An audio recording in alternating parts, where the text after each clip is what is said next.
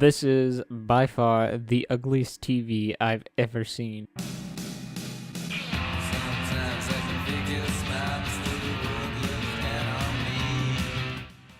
So it was raining today, and I've been bored out of my mind for the past few hours, so I got to thinking, I should do a quick video before people, think I'm dead, but on what?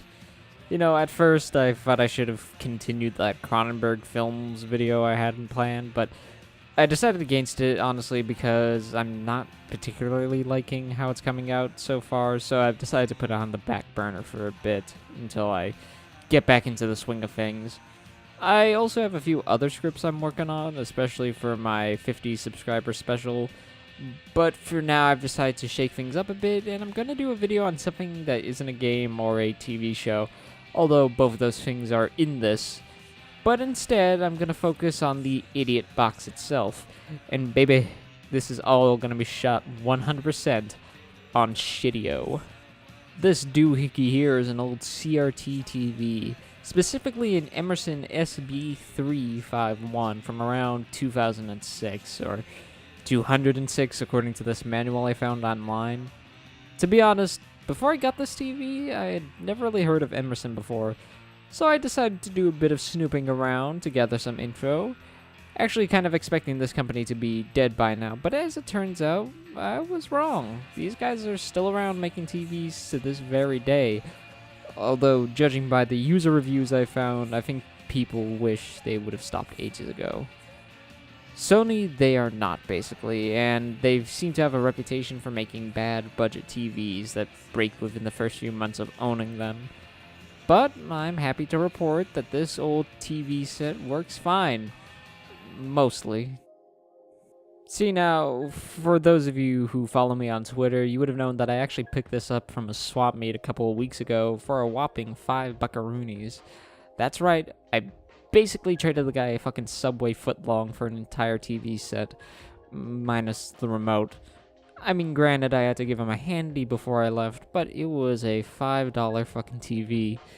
Don't get me wrong, though, buying it was kind of a gamble, because there was no way to test it there, and there is no return policy at the swap meet, but considering the fact that most CRT TVs cost around 40 to 50 bucks, excluding taxes, at their cheapest price, it was a gamble worth taking. So I might be asking as to why I bought such an old piece of shit TV in the first place, and I do have a few reasons for that. One being light gun compatibility. See, light guns don't really work on modern LCD TVs, and since there's a lot of cool Sega Saturn light gun games that I want to try out in the future, this is basically my only option. 2. Input delay. See, when playing older consoles like the PS2, Saturn, or NES on an LCD TV, there's a slight delay between the input of a press button on a controller and the action resulting on screen. This is almost non-existent on most CRT TVs since they're analog and don't have to digitally upscale lower resolutions like LCD TVs do. This is basically why you see people in Melee tournaments use CRT TVs instead of HD TVs. And 3. Colors. CRTs tend to be better at producing colors and contrast, whereas LCDs tend to be a bit more flat and have a harder time producing things such as dark black. Basically, colors pop more on CRT TVs, or as the YouTube hipsters like to say, it just has more depth, man. Just like how vinyls sound warmer, you dig? Anyways, after I got back home, I started to clean the thing off on the balcony by wiping off the disgusting crust on the screen and by peeling off the stickers on the side. It still has a few scuff marks, but trust me, this thing is much better off than when I found it. I then proceeded to plug in the thing, and it worked well. I later tested a few systems on it, the original Xbox, PS2, Saturn, and NES.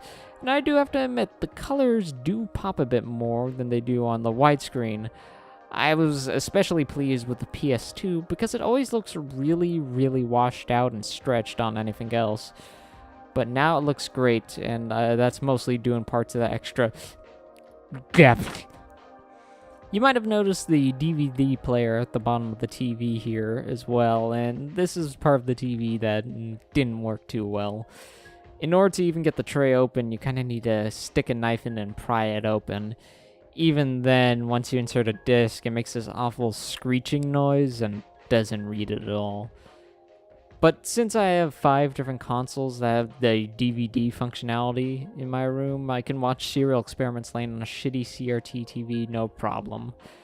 So yeah, that's about it. The TV's fine. It's shitty looking and it has this awful yellow tint to it that doesn't not work well with anything in my room. But you know what?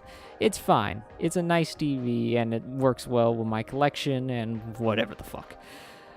But yeah. Also, if adding an echo, reverb, and some aesthetic picture to Toto's Africa can give you 800,000 views, then where's my billion views for recording Serial Experiments Lane's intro with a shitty VHS camera from 1999 on a CRT TV? Fuck the internet. I'll see you guys in the next video. Or I won't. I don't fucking care. Anyways, bye.